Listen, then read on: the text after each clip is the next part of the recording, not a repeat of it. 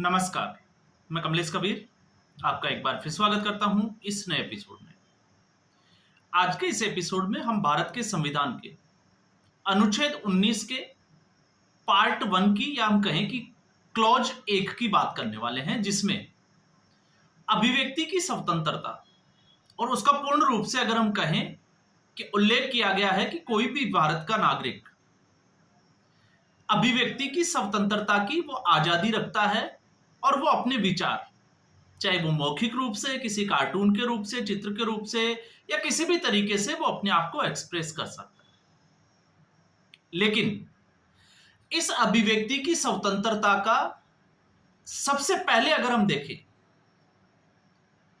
तो वैसे इसको मानवाधिकार आयोग जो है वो देखता है, सुप्रीम कोर्ट जिसके पास राइट भी है मौलिक अधिकारों के ऊपर सुनवाई करने का। लेकिन पहली बार अभिव्यक्ति की स्वतंत्रता के खिलाफ एक व्यक्ति को जेल में डाला गया और वो व्यक्ति थे मजरू सुल्तानपुरी। मैंने एक वीडियो में जिक्र भी किया था और ये जिक्र करना इसलिए जरूरी हो जाता है क्योंकि इस वक्त आपने देखा ऑपरेशन सिंदूर के बाद एक बार फिर पूरे देश भर में एक इकोसिस्टम एक्टिव हो चुका है और उस इकोसिस्टम के एक्टिव होने के बाद सवाल जो है वो हमेशा हमने देखे हैं सरकार के ऊपर ही खड़े होते हैं और लगातार हम भी इस बात का जिक्र करते हैं कि आखिर सरकार एक्शन लेने में इतनी देरी क्यों करती है। तो उसमें मजरू सुल्तानपुरी की अगर हम बात करें तो पंडित जवाहरलाल नेहरू के खिलाफ एक कविता लिखी, एक शायरी लिखी और उसके बाद में मजरू सुल्तानपुरी को पकड़कर ऑर्थर जेल, जो मुंबई की ऑर्थर रोड जेल है, उसमें डाल दिया गया। बड़ा समय जो है वो मजरू सुल्तानपुरी ने वहीं रखा और ये मैं इसलिए इस संदर्भ में कह रहा हूं क्योंकि इस वक्त एक बार फिर जो है वो अभिव्यक्ति की स्वतंत्रता के ऊपर सवाल खड़े किए जा रहे हैं। और इसकी जरूरत क्यों पड़ी? इसकी जरूरत इसलिए पड़ी क्योंकि इस देश में जिस कानून की हम बात करते हैं तो लोग कहते हैं कि कानून अंधा होता है। और यह परिभाषा क्यों दी गई?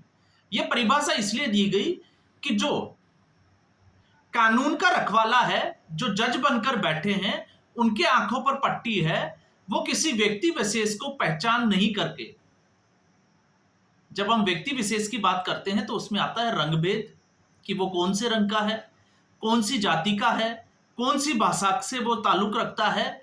इन सब को जो है वो जज देख नहीं पाता या वो देखेगा नहीं भविष्य में और उसका जो फैसला होगा वो एविडेंस के आधार पर होगा।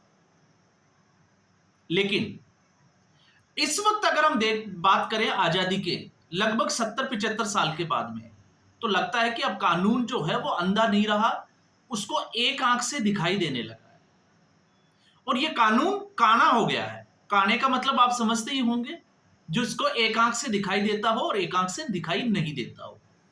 अब मैंने काना क्यों कहा?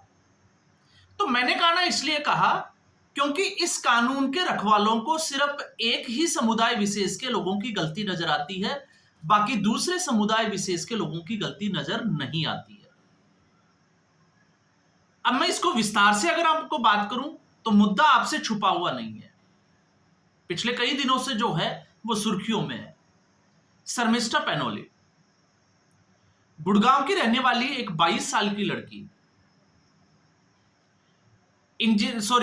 लॉ की जो पढ़ाई कर रही है, खुद कानून की जानकार है।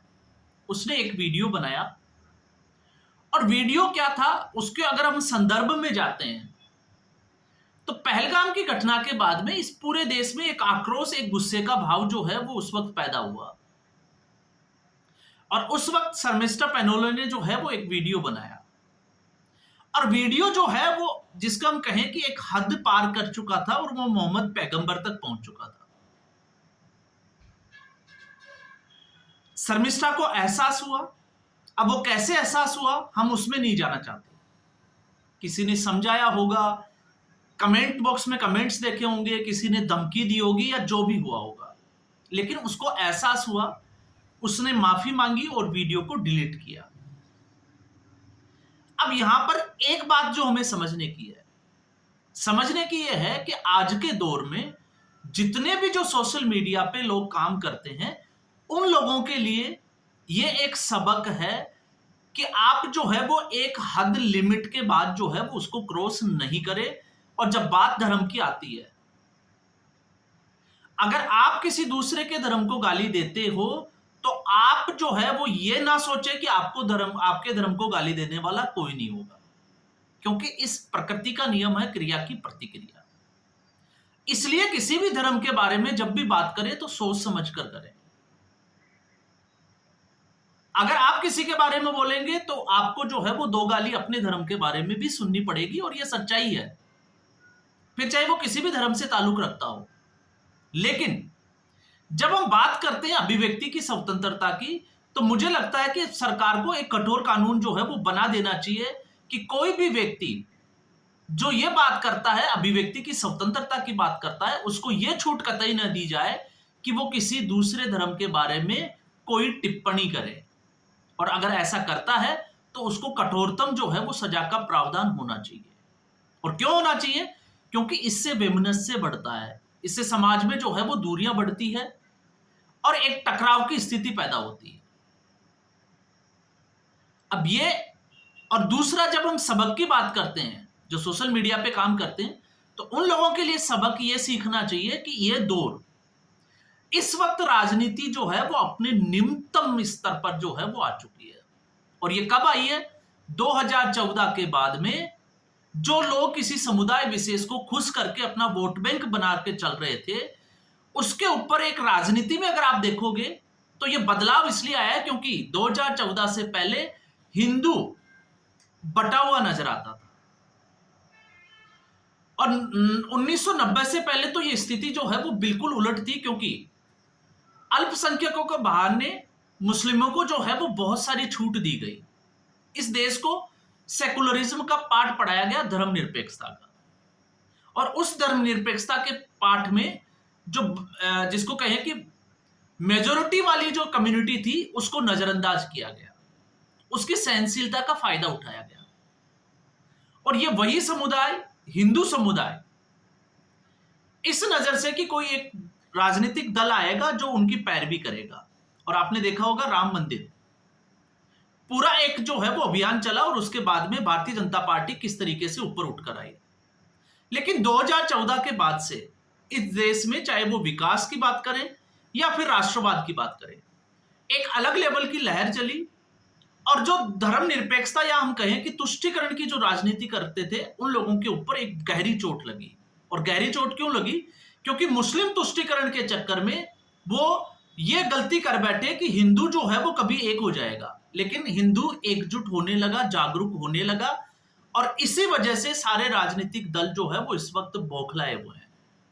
इसलिए मैंने कहा है कि आप लोगों के लिए सबक यह है कि ऐसी स्थिति में अगर आप ये कहते हैं तो आपको पता नहीं चलेगा किस राज्य में कौन सी सरकार के अंडर में जो है वो आपके ऊपर केस किया जाएगा, और कब जो है वो आपको पुलिस उठाकर ले जाएगी, फिर चाहे उसके लिए कानून को जो है वो ताक पे रखना पड़े। अब मैं ऐसा कहता हूं तो उसके पीछे का लॉजिक देखिए। शर्मिष्ठा पैनोले, उसको कलकत्ता पुलिस गुड़गांव से लेके गई। ये वही कलकत्ता पुलिस है जो मुर्शिदाबाद में दंगे होने देती है। ये वही पुलिस है आरजीकर मेडिकल कॉलेज, संदेश खाली का आपने मामला देखा कि किस तरीके से ईडी और सीबीआई के अफसरों को पीटा गया। तब ये पुलिस जो है वो उतनी मुस्तैद नजर नहीं आती। लेकिन ऐसे मामलों में, और ऐसे मामलों की जब हम बात करते हैं, तो कलकत्ता में आपको पता होगा कि लगभग 30% आबादी जो है वो मुस्लिम आबादी है, और कुछ सीटों के ऊपर, विधानसभा की जो सीटें हैं वहां पर 45%, चाहे वो 24 परगना का जिला हो या उसके आसपास के जिले हो। तो एक मुस्लिम बाहुल्य क्षेत्र होने की वजह से आप समझ सकते हो कि ममता बनर्जी का खेल किस तरीके का चल सकता है। और इस पूरे मामले में आपने देखा होगा तो उसमें जो है वो उसकी बू आती है कि एक समुदाय विशेष को जो है वो किस तरीके से खुश किया जाए, क्योंकि आने वाले समय में उस समुदाय को एक मैसेज देना है। और फिर उसके बाद में आती है कोर्ट की बात। तो कोर्ट जब रिमांड के ऊपर भेजता है तो रिमांड कब दी जाती है?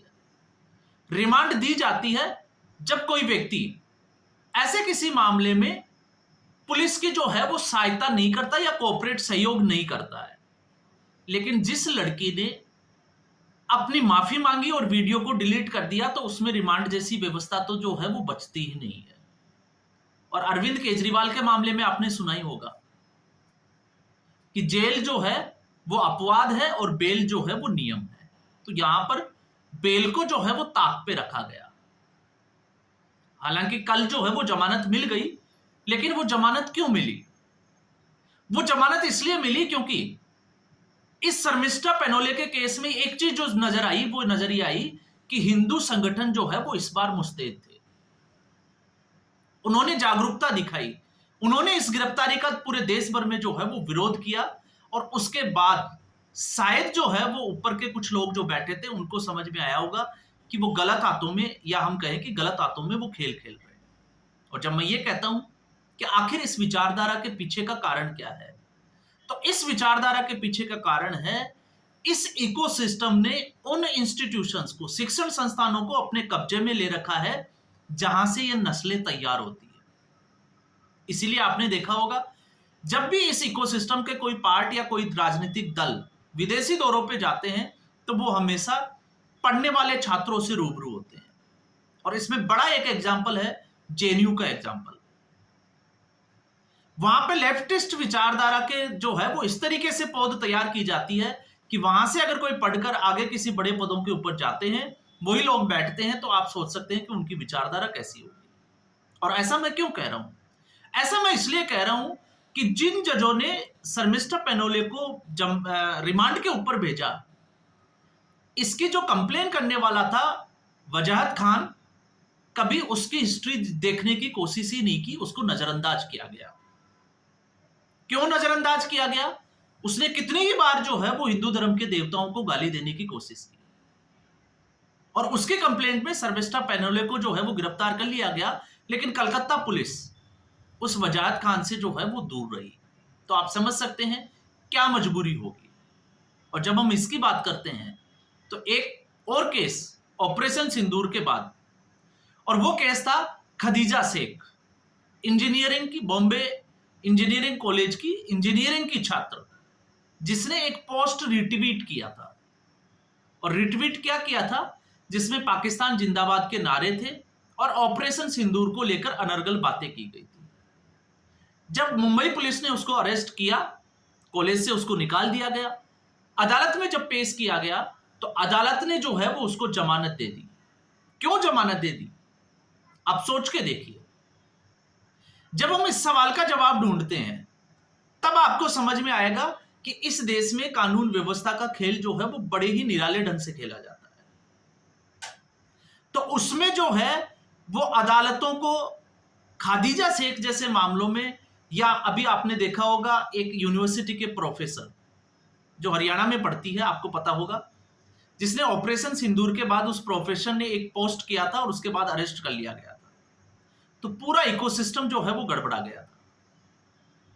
हालांकि ऑपरेशन सिंदूर के बारे में ऐसा नहीं बोलना चाहिए था, लेकिन उसके बाद सुप्रीम कोर्ट ने अपने दरवाजे खोले और जमानत दे दी। तो सवाल खड़ा ये होता है कि कलकत्ता पुलिस ने इन लोगों को अरेस्ट किया, तो टीएमसी के जो सांसद कई बार जो है वो देवी देवताओं का अपमान कर चुके हैं, डीएमके के उदयनिधि स्टालिन पूरे धर्म का जो है वो बारे में गलत बोल चुके हैं, तो आखिर अदालत की जो आंखें हैं उस वक्त बंद क्यों रहती है? तो इसलिए मैंने कहा कि अदालत जो है उसकी एक आंख जो है वो कानी हो गई है, एक आंख में अंधेरा है और दूसरी में रोशनी, जिससे सिर्फ एक समुदाय विशेष के लोग जब भी कुछ करते हैं तो उनकी वो आंख बंद रहती है, उनको दिखाई नहीं देता। लेकिन जब भी किसी दूसरे समुदाय विशेष से कोई लोग इस तरीके की कोई गलती कर दे और माफी भी मांग ले, तो भी वो उस आंख को खोलकर उनको देख लेते हैं कि ये कौन से समुदाय से आते हैं, और फिर उसके बाद में आपने देखा। इसलिए मैंने कहा है कि इस वक्त राजनीतिक द्वेष सबसे ज्यादा है, और इस वक्त जब राजनीतिक द्वेष ज्यादा है तो राजनीतिक पार्टियां अपने अपने हित साधने के लिए किसी भी हद तक जा सकती है। तो अब आपके लिए जरूरी है कि आप उससे जो है वो कैसे बच सकते हैं। और जहां हम धर्म विशेष की बात करते हैं तो मैं आपको एक एग्जाम्पल और से उससे समझाता हूं फैक्ट से। ध्रुव राठी का नाम तो आपने सुना ही होगा। उन्होंने सिख धर्म के ऊपर एक वीडियो बनाई, एआई का इस्तेमाल किया, और क्या हुआ उसका? उसको माफी भी मांगनी पड़ी और उसको उस वीडियो को डिलीट भी करना पड़ा। तो मुझे लगता है कि हमें सिख धर्म से कुछ सीखना चाहिए। हमें किसी व्यक्ति को इतनी आजादी और इतनी छूट ही नहीं देनी चाहिए कि वो आपके धर्म के बारे में और आपके जो भी आप पूजनीय हैं उनके बारे में कोई बात कर सके, इस तरीके से सोशल मीडिया पे या फिर वीडियो बना सके।